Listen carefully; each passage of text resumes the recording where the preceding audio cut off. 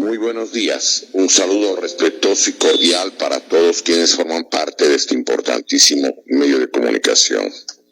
Un agradecimiento al director de tan importante plataforma democrática de pensamiento plural y de defensa de valores republicanos por esa posibilidad que brinda al colectivo Ecuador Libre y Eterno para poder hacer llegar sus puntos de vista, sus análisis, sus criterios y un diagnóstico de nuestro país y sugerencias de lo que conviene a nuestra patria.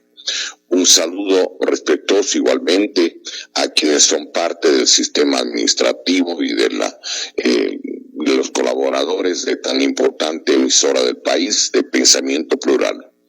Queremos asimismo saludar de manera afectuosa, con el respeto de siempre, a los hermanos del Ecuador ausente y quienes viven en el espacio continental. Saludamos y agradecemos a las personas que a través del internet escuchan esta programación y se reportan desde, sobre todo, México, Estados Unidos, Canadá, el caso de España, de Alemania, Italia y alguna gente de Francia, asimismo de Australia, que son los que permanentemente nos dan cuenta sobre si ha habido la posibilidad de escuchar este análisis que es valioso para la gente que está fuera del Ecuador también. Quisiéramos agradecer a las personas que nos ayudan a difundir este programa, pues este análisis y las sugerencias del mismo, y que están ubicados en la provincia de Bolívar, de Pichincha, en Sucumbíos, en Morona, Santiago y Zamora, Chinchipe. Un reconocimiento sincero, fraternal, para los compañeros que han contribuido durante décadas en la defensa de los valores patrióticos de carácter nacionalista y que tienen, pues digamos, tan larga presencia en la lucha social de nuestro país. Agradecemos a Raúl, a Clever, a Paco, a Julio y a todas las personas que nos han venido contribuyendo en lo que es el análisis y la difusión del pensamiento del colectivo Ecuador Libre y Eterno. Un agradecimiento también a los compañeros que que se anticiparon, a Pepe Zambrano y al compañero igualmente César López, que nos contribuían en las programaciones de un importante medio de comunicación. Queremos entrar en materia haciendo relación a un enorme riesgo que está este momento, diríamos, amenazando al mundo. Yo creo que hay probabilidades de una tercera guerra mundial. No están informando adecuadamente las cadenas informativas mundiales porque son de propiedad de los mismos dueños de la industria bélica. Son los dueños además de lo que tiene que ver con el complejo industrial militar de los Estados Unidos y de Europa. Asimismo, ellos son los dueños, los accionistas de la prensa, de la industria farmacéutica, de los alimentos y del control de lo que es la producción de genéricos en el mundo entero. Allí existen algunos núcleos que son de propiedad de 8 familias a nivel mundial que son los verdaderos dueños del planeta. Y ellos son los que prácticamente deciden todo. ¿Qué está pasando y por qué decimos que hay este riesgo de una conflagración mundial? Hay una entrevista que se publicó el día 15 de enero del 2012, hace 13 años, por parte de Henry Kissinger, quien dice que no habrá paz en Medio Oriente mientras no le coloquen el último clavo en el ataúd de Irán. Dice asimismo de que es imprescindible que Israel sea el dueño de Medio Oriente.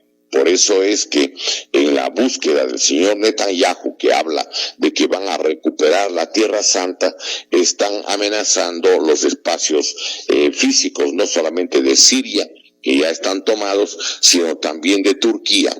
Recordemos que el monte Ararat, donde Noé se dice, de acuerdo a la Biblia, luego del diluvio universal, donde apoderó fue en el monte Ararat, que queda en Turquía. Y no olvidemos que el río Jordán, sobre todo, es el que da el nombre por la cantidad de kilómetros que transcurre a Jordania. Por lo tanto, hay una amenaza a todo el Medio Oriente por parte de esta política diseñada por los globalistas o la globocolonización a nivel mundial. Es necesario reparar en algunas cosas. Miren ustedes, lo que pasa en Gaza es algo monstruoso. Cuando hubo los campos de concentración de la Segunda Guerra Mundial, es imprescindible recordar que esos campos de concentración donde mataban a la gente y donde además los quemaban en los hornos crematorios como Treblinka, Dachau, Bergen-Belsen y otros más, esos la humanidad no supo. Pero ahora lo que está sucediendo en Gaza es, sin duda, un crimen y un genocidio que convoca al mundo entero al repudio de este genocidio y esta eliminación física hasta el momento de más de 54,000 personas, de los cuales niños y mujeres son más de 28,000. Quisiera que recordemos como precedente, porque la historia del grupo Hamas lo difundió la televisión española de unas ediciones de hace 20 años. Resulta que el grupo Hamas se hizo con la colaboración de Israel. ¿Por qué y para qué se creó el grupo Hamas en la década del 90? Hace 3 décadas y un poco más en el caso de la tierra palestina. Bueno, resulta de que allí había una organización laica de carácter patriótica, de carácter nacionalista, que se llamaba la Organización de la Liberación Palestina, OLP, cuyo jefe era el señor Yasser Arafat.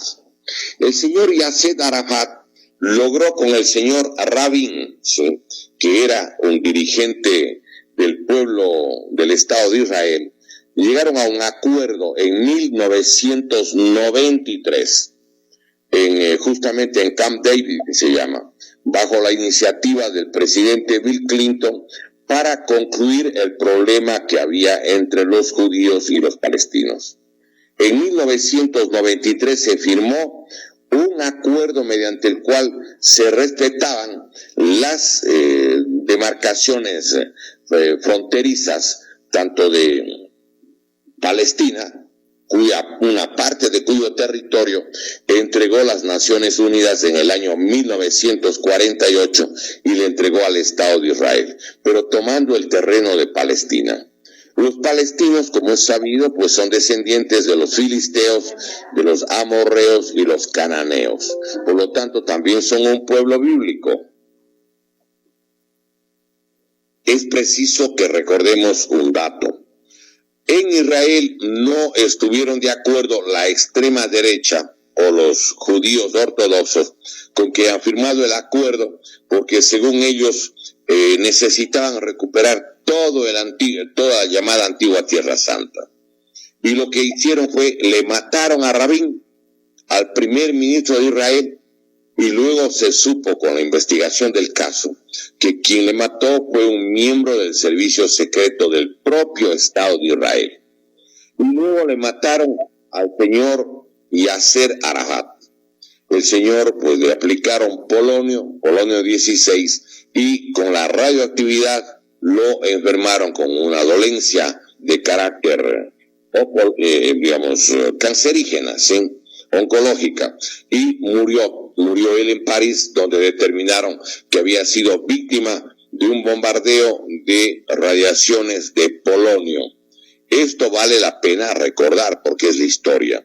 Es decir, pudo haberse arreglado en 1993 el problema entre Israel con Palestina. No quiso la extrema derecha, los sectores allegados al sionismo, entre los que destacaba precisamente el señor Benjamín Netanyahu, que ahora además inicia una guerra para evitar ser destituido por 5 acusaciones de corrupción en el Parlamento de Israel. Yo quiero recordar lo siguiente. El grupo que intervino el 7 de octubre del 2023, que es vinculado al grupo Hamas, Hay un general israelita que era el encargado de la seguridad de toda la linderación de la parte externa de Israel. Él en 48 horas publicó un artículo indicando que no podían haber entrado los del grupo Hamas si es que no les habían autorizado, si no había un acuerdo para que ellos ingresen. Y nos decía lo siguiente: en la zona por la que entraron los señores del 7 de octubre del año 2023, que no eran del Estado de Israel, sí, resulta que él decía que allí habían 9 divisiones militares y ese día no había uno solo en esa circunstancia.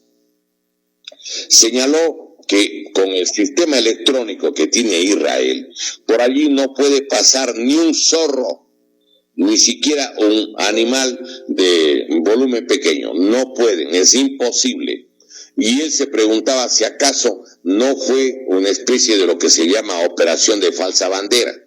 Es decir, crearon las circunstancias para que se produzca un hecho que motive, que dé base, que dé argumento para poder tomar retaliaciones.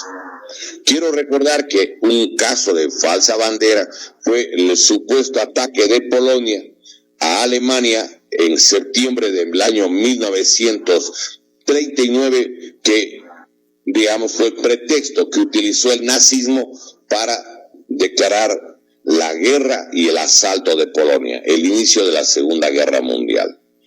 Ahora, quiero recordar que de acuerdo al general israelita, no era posible que entren, pero llama la atención otra cosa. Entraron a un barrio, digamos, dentro de Israel, que estaba conformado sobre todo por ciudadanos partidarios de la paz. O sea, los que fallecieron, los que fueron secuestrados, los que tuvieron durante 6, 7 horas para hacer lo que les daba la gana. ¿Y cómo es posible que un Estado como Israel no haya habido una reacción inmediata? Israel tiene cerca de 20.000 kilómetros cuadrados, es corte la provincia del Guayas. ¿Alguien cree que en una área geográfica como el Guayas y un país tan armado no va a reaccionar en 6 horas de presencia de una fuerza que está dentro del Estado de Israel? No, señores. Y ahora, en estos días, luego de que han atacado y se han tomado una parte de Siria como las alturas del Golán, quiero recordar que ahora, el día martes y miércoles, bombardean a Irán. ¿Cómo es posible eso? Es evidente que ellos están esperando que Irán reaccione, y reaccionó Irán.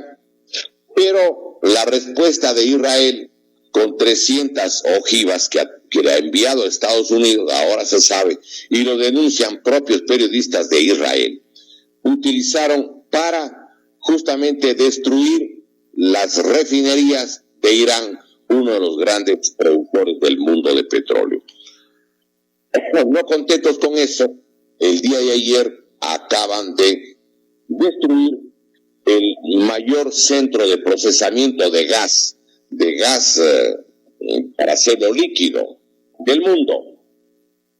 Pero hay un acuerdo entre Irán, la República Popular China, la Federación Rusa y entre otros países Corea del Norte. Lo que significa que va a haber respuesta, que probablemente, así como le dieron armas al Estado de Israel por parte del gobierno del señor Donald Trump, que dice que él no está de acuerdo, que él no ha sabido, mentira. La prensa israelita, porque hay periodistas democráticos, informan que los 300 cohetes llegaron al inicio de la semana que concluye.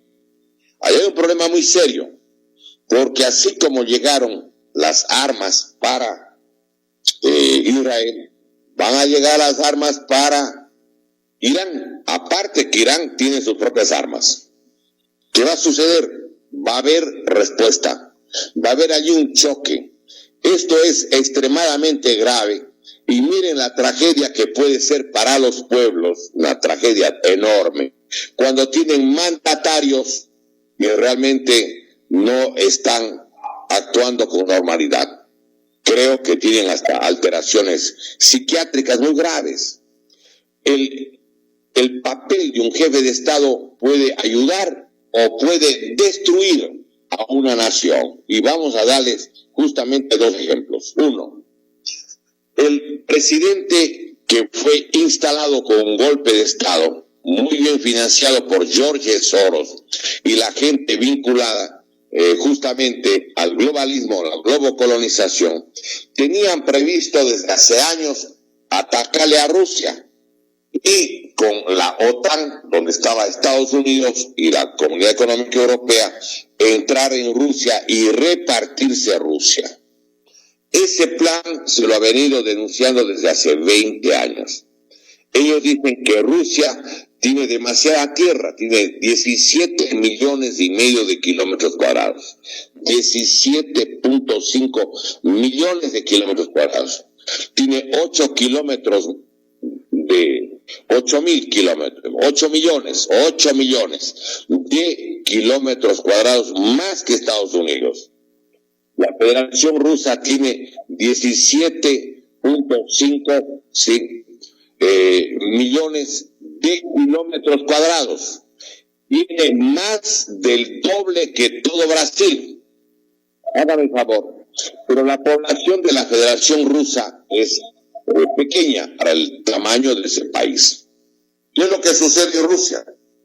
Miren, tienen 148 millones de habitantes. 148. Tienen menos habitantes que Brasil.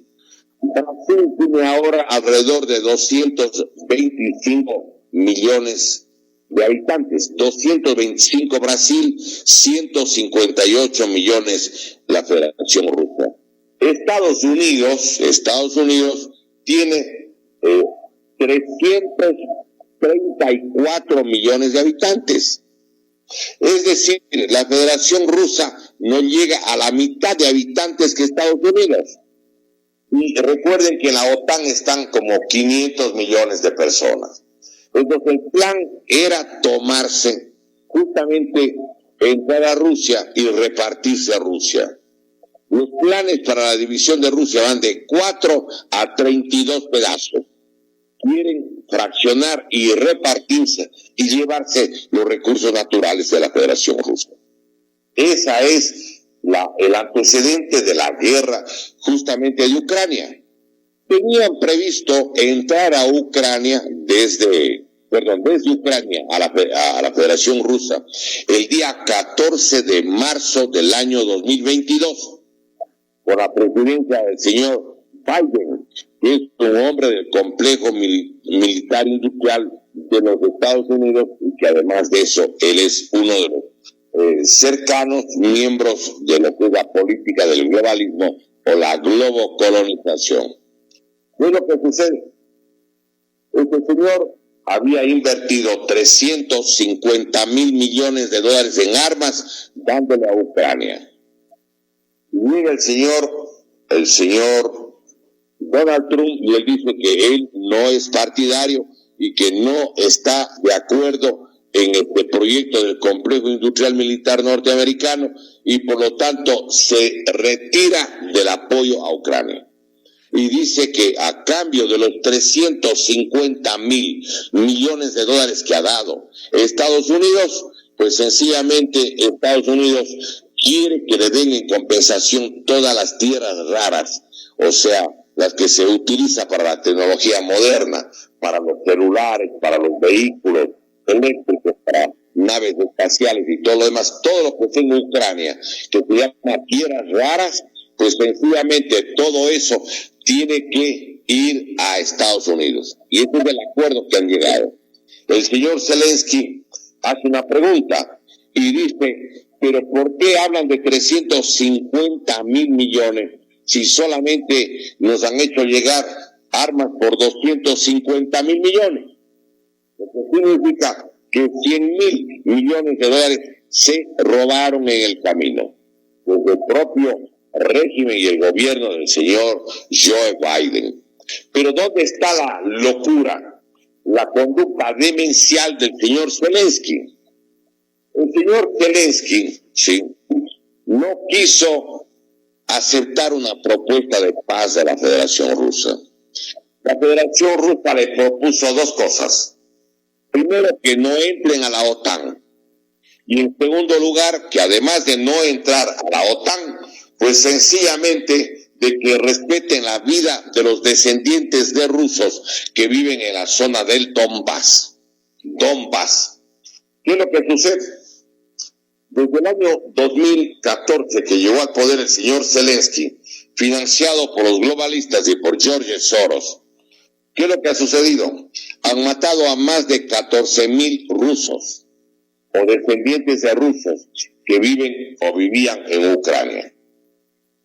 Estos dos puntos muy sencillos, señor, nosotros no tenemos que tener necesidad que alguien nos diga para respetar justamente la integridad de la Federación Rusa. Primero, no estamos de acuerdo en que sea un país miembro de la OTAN en que, digamos, no limite con la Federación Rusa.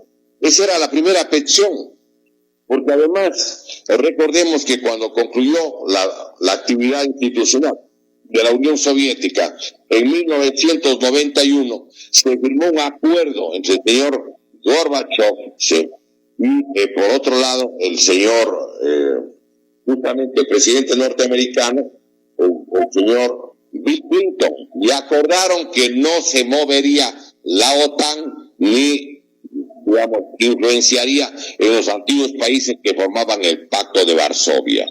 No había tal. Y resulta que no cumplieron nunca y se apoderaron de todos los otros países que eran de los llamados tras la cortina de hierro, como por ejemplo Bulgaria, Hungría, Polonia y todos los demás países. Y el señor Vladimir Putin es obvio que no iba a permitir, que ya vio cuáles eran los planes. Además, recuerden ustedes que Ucrania era parte de Rusia. Muchos dirigentes de Ucrania advirtieron que este plan del señor Zelensky y los globalistas era una locura completa y una política demencial que lo llevaban adelante sectores que fueron aliados al nazismo y Adolfo Hitler en la Segunda Guerra Mundial. Y sucedió, claro, que la Federación Rusa entró en Ucrania para sacar o desbaratar los planes de la OTAN. La decisión del señor Zelensky, Volodymyr Zelensky, de no permitir, óigame esto, sí, de que, digamos, de atender las dos solicitudes sensatas de la Federación Rusa. Una, no ser parte de la OTAN para no tener vecinos que tienen armas y cohetes con los que podrían destruir Moscú, San Petersburgo y una cantidad de ciudades de la Federación Rusa. Rusia perdió 27 millones de personas en la Segunda Guerra Mundial. Hágame el favor, casi la mitad de la población que entonces tenía la Federación Rusa. Y entonces, obviamente, ellos no pueden ceder en asuntos de seguridad internacional. El señor Zelensky, con su política, no solo que ha destruido a Ucrania, de la cual una parte obviamente no le van a devolver, porque si le ha costado cientos de miles de soldados a la Federación Rusa, ellos van a decir, entonces, a cambio de las muertes producidas por la política realmente demencial del señor Zelensky, nosotros nos quedamos con una parte de Ucrania. Va a pasar eso. El propio presidente norteamericano dice que eso va a acontecer. Aquí salta un problema que es necesario decirlo. Sí. Miren ustedes, Estados Unidos se retira de lo que es la confrontación con Rusia, pero los países de Europa, y son parte del complejo militar industrial, y cuyos presidentes llegaron con fraude a la dirección de los países, como el caso de Francia y el caso de España, el caso del señor Macron y el caso de Pedro Sánchez, resulta que ellos están empeñados en apoyar justamente que continúe la guerra. Ellos quieren continuar la guerra porque están seguros que van a tener la mayoría del Parlamento de los Estados Unidos en el año 2026. No olvidemos que en el 2026 a los 2 años hay elecciones en el Senado de los Estados Unidos. Y ellos aspiran a ganar las elecciones. O incluso a lo mejor, si es posible, y están en capacidad de hacerlo, eliminar al propio presidente Donald Trump. Hay allí matices de todo género. Pero el señor Trump comete errores, a mi modo de ver, que le van a costar también el apoyo social de importantísimos grupos humanos de los Estados Unidos. Por ejemplo, la política de sacar a los migrantes, sobre todo, les enoja a la gente que es de origen hispanoamericano, los hispanos, o los latinos. Quiero recordar que los latinos o hispanos en Estados Unidos suman alrededor de 60 millones de personas. Y ellos votaron la mayoría por Trump. ¿Por qué razón? Porque ellos son de origen católico y origen evangélico. Y todos los que son de origen evangélico y católico votaron en contra de las políticas del globalismo sobre los niños, sobre las políticas de género, sobre buscar cuando menos que el tercio de varones y el tercio de mujeres se casen entre ellos. En eso están en contra absolutamente, justamente a la comunidad hispana. Pero es necesario recordar que no solamente es el caso del señor Zelensky, que está llevando en forma demencial a la destrucción de su país. Yo pienso que el otro caso es el señor Benjamín Netanyahu. Obvio, el señor Netanyahu primero le ha destruido la imagen del Estado de Israel, justamente de haber sido las víctimas de la Segunda Guerra Mundial. Y ahora ellos son los victimarios. Ellos están actuando en Gaza. Y me parece a mí un despropósito, un error tremendo que el Ecuador quiera alinearse con Estados Unidos y con Israel. Va a haber probablemente una confrontación de carácter mundial. El Ecuador no debería ser parte de ninguno de los bloques. Debe proteger a su población, proteger a los ecuatorianos. Pero si hay una confrontación mundial y están permitiendo que venga una base militar a Galápagos, o están queriendo poner bases militares en el Ecuador, están provocando la destrucción de la República, pues. Lo que está haciendo el gobierno del Ecuador, a mi modo de ver, está en la misma línea del señor Vladimir Zelensky. El señor Zelensky podía haber evitado la guerra, podía haber evitado que mueran cerca de 800,000 jóvenes de Ucrania. Pero la locura, la conducta demencial y el dinero con la que le han pagado a este señor, que era un payaso, no es un tipo con formación política, era un payasito de la televisión polaca, de Ucrania, de la televisión de Ucrania, era un payaso. Era un animador de televisión, es un ignorante completo, que ha llegado a la destrucción de su pueblo, a la destrucción de Ucrania. Es la irracionalidad. No es un estadista, no es un tipo que sabe de la política, de la economía, de la sociología, de la geopolítica. Es un ignorante que le destruyó a su tierra, a Ucrania. Y que además debía haber llamado elecciones hace 2 años y no llama elecciones. Es un dictador.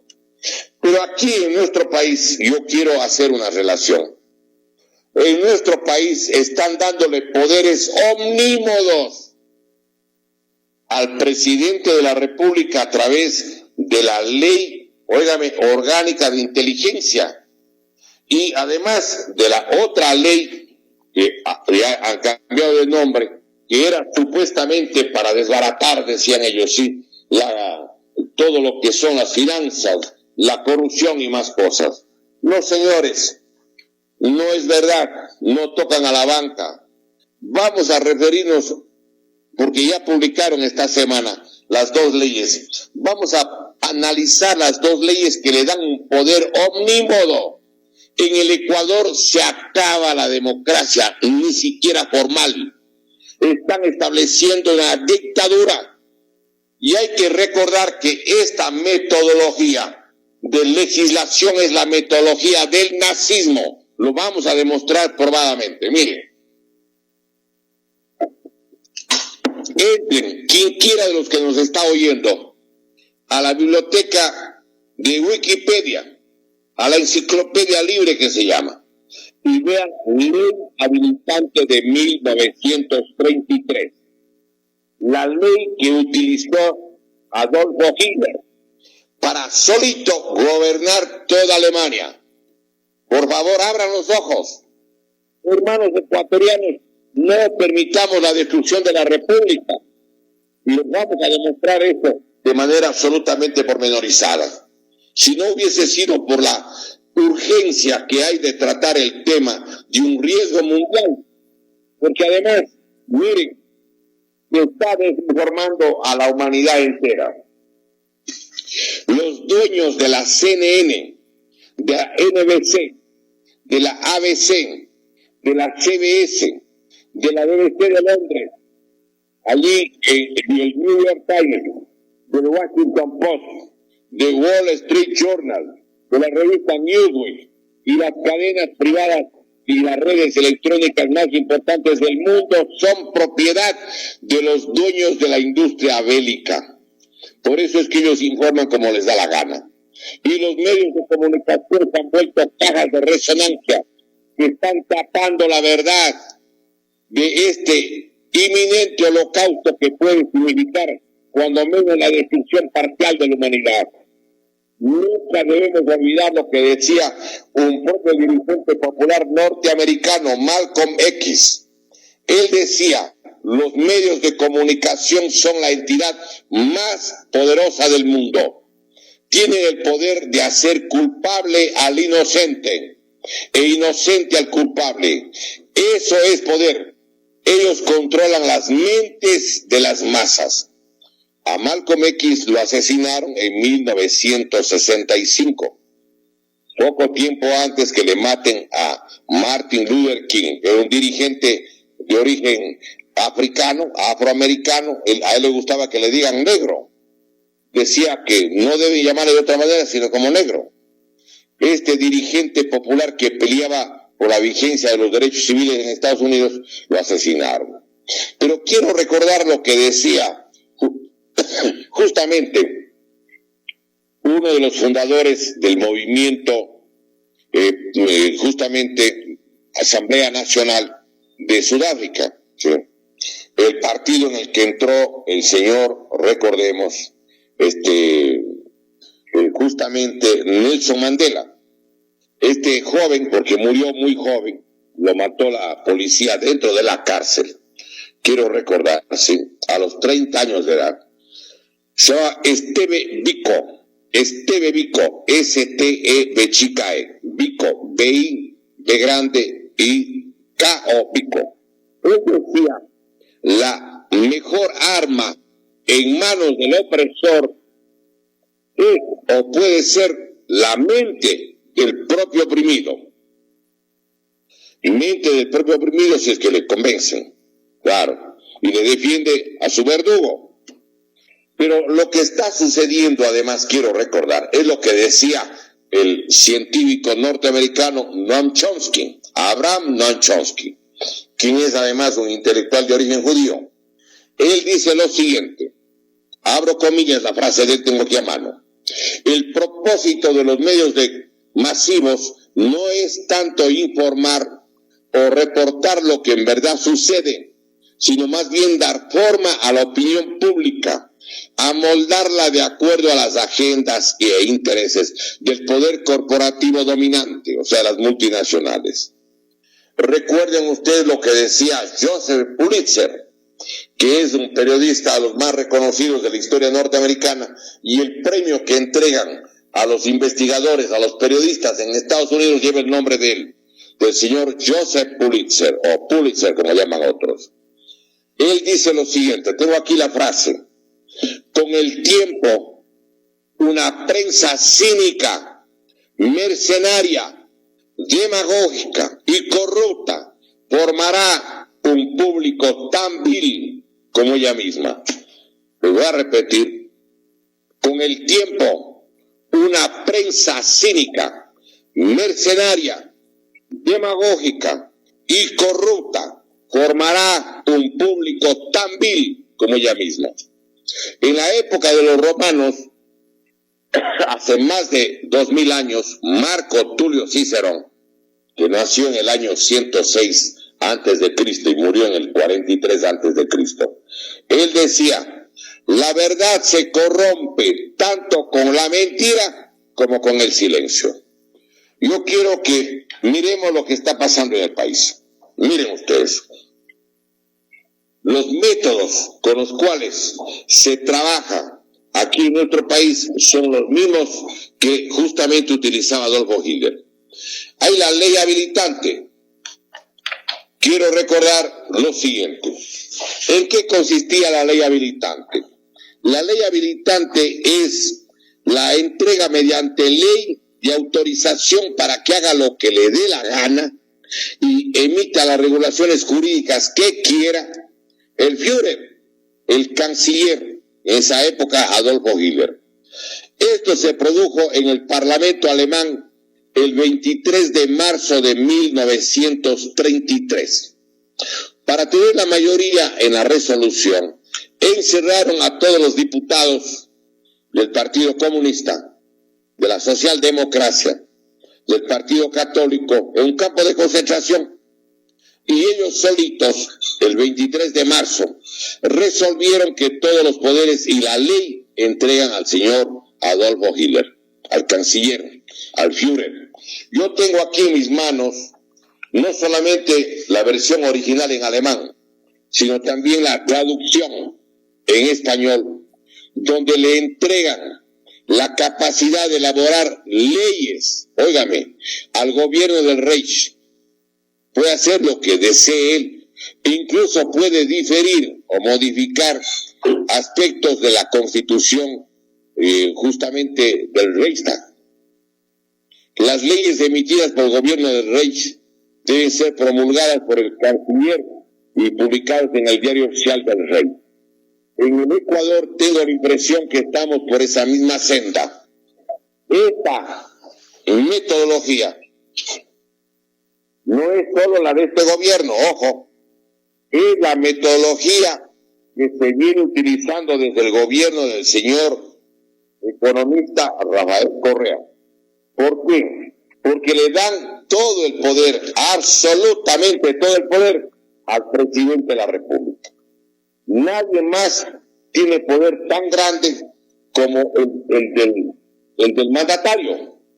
Miren ustedes, todo lo que significa las privatizaciones en el Ecuador, todo lo hace justamente el presidente de la República porque por ley así le autorizaron.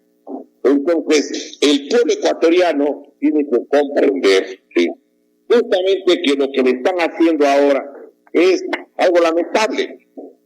Y no es nuevo, no es que esto está empezando ahora, no, señores. Esto se viene utilizando desde el año 2007. Incluso quiero que recuerden ustedes lo siguiente, porque tengo los documentos.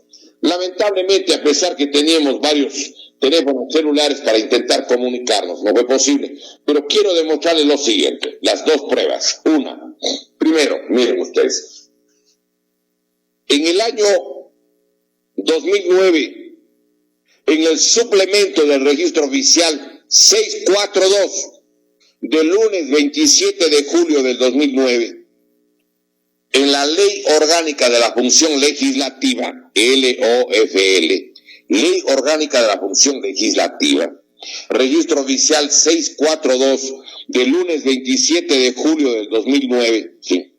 Allí establecen, por ejemplo, posibilidades de que se apruebe la ley en el texto íntegro con una sola moción. Artículo 61, inciso 6. Cualquier ley durante años en el país con una moción se aprobaba en menos de 10 minutos. Así aprobaron el Código Orgánico Integral Penal. Así integraron, por ejemplo, aprobaron el Cuerpo Orgánico Monetario y Financiero de enorme complejidad con más de 550 artículos. Lo aprobaron en menos de 15 minutos. Aprobaron el Código Orgánico Integral Penal de cerca de 800 artículos en menos de 15 minutos. Ahora aprobaron la ley orgánica precisamente de seguridad. Y no solamente esa ley, aprobaron la ley de solidaridad el día sábado anterior. Ley que originalmente llamaron Ley Orgánica para desarticular la economía criminal vinculada al conflicto armado interno. Pero a mí me da la impresión que es necesario recordar justamente cómo entregaron las facultades jurídicas a una sola persona.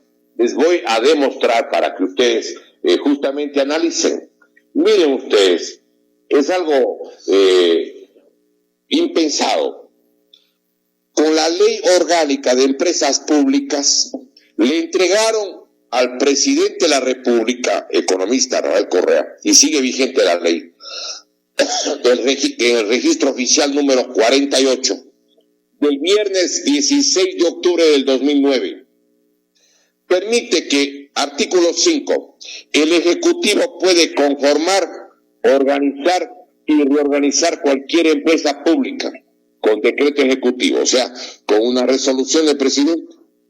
En el artículo 7 de esa misma Ley Orgánica de Empresas Públicas, permiten y le autorizan que la conformación del directorio de todas las empresas públicas del país, sin excepción alguna, como 172 en esa época, se conformarán y serán manejadas en forma absoluta por el propio presidente de la República, nadie más que él.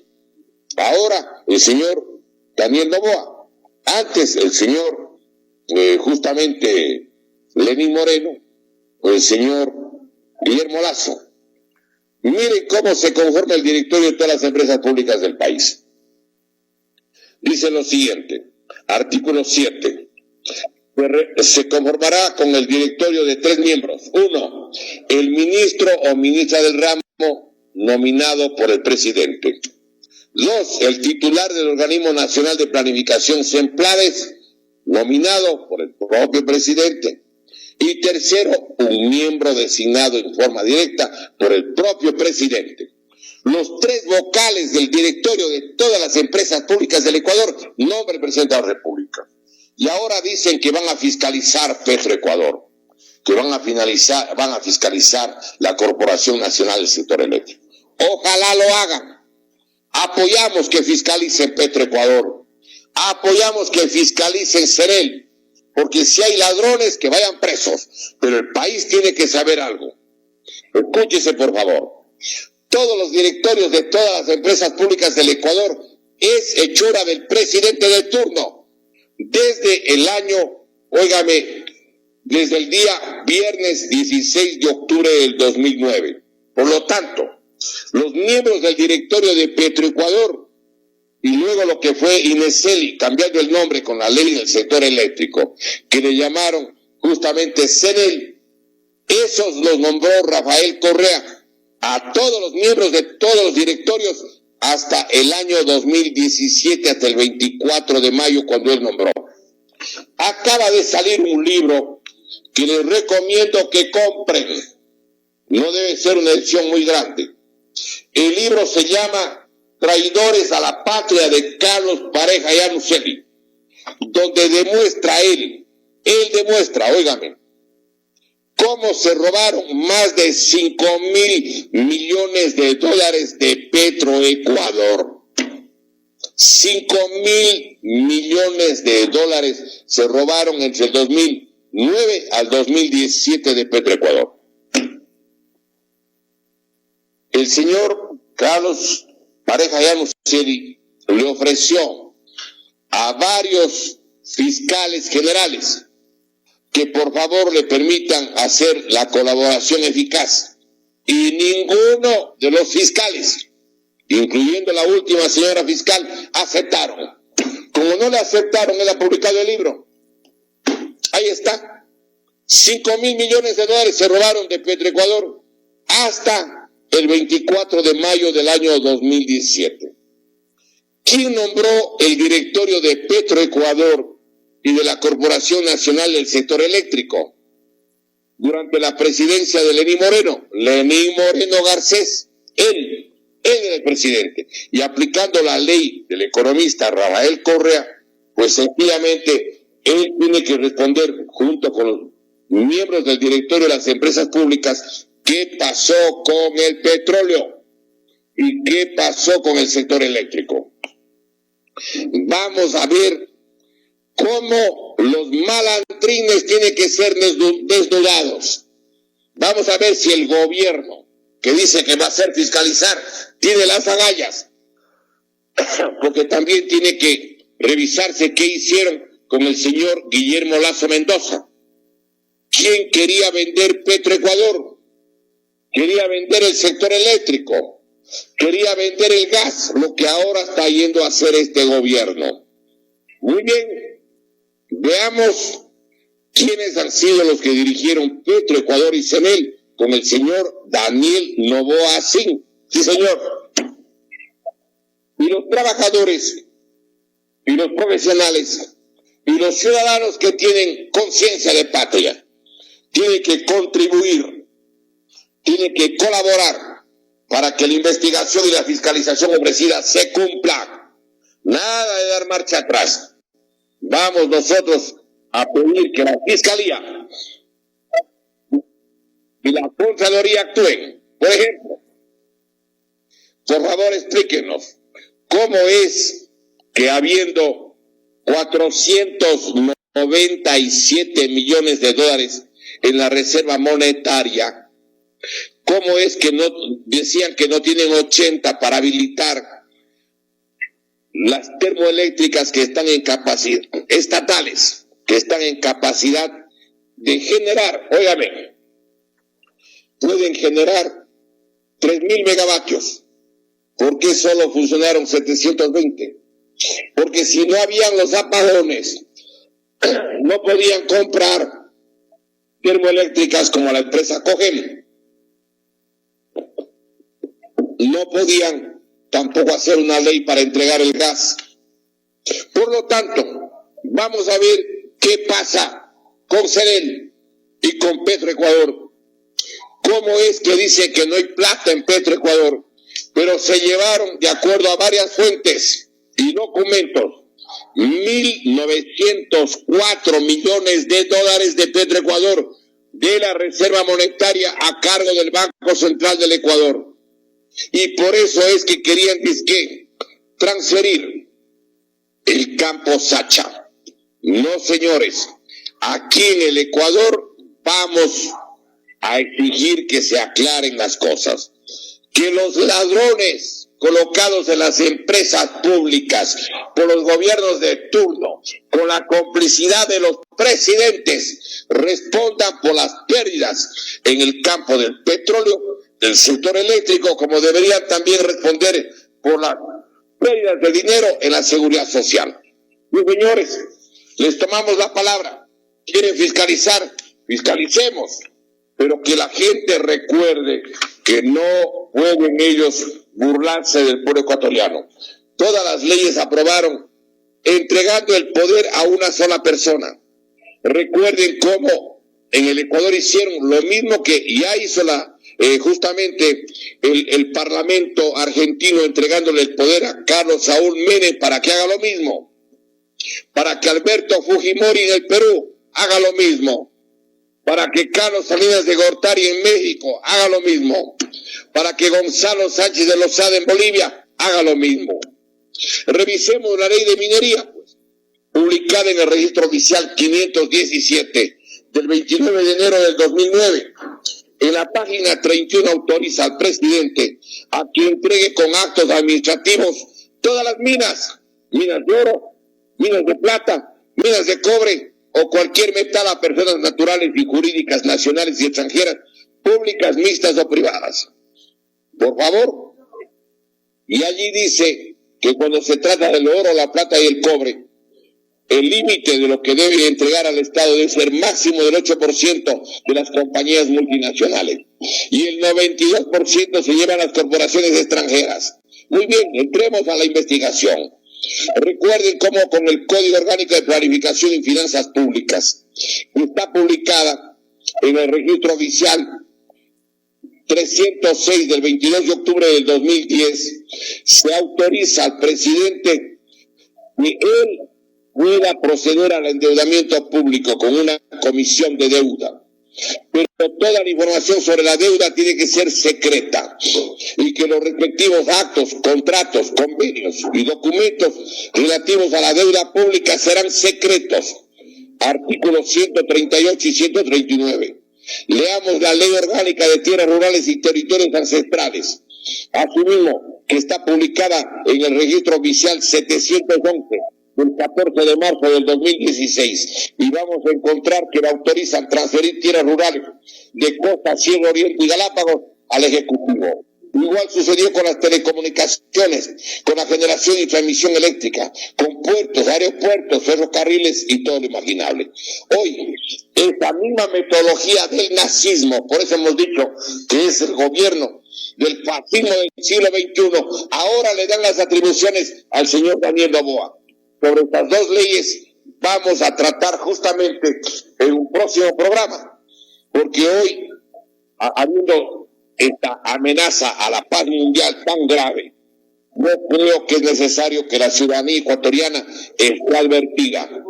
Y el pueblo ecuatoriano tiene que conocer la verdad. Como dice el propio Evangelio en el capítulo 8, versículo 32 de San Juan: conoceréis la verdad y la verdad os hará libres.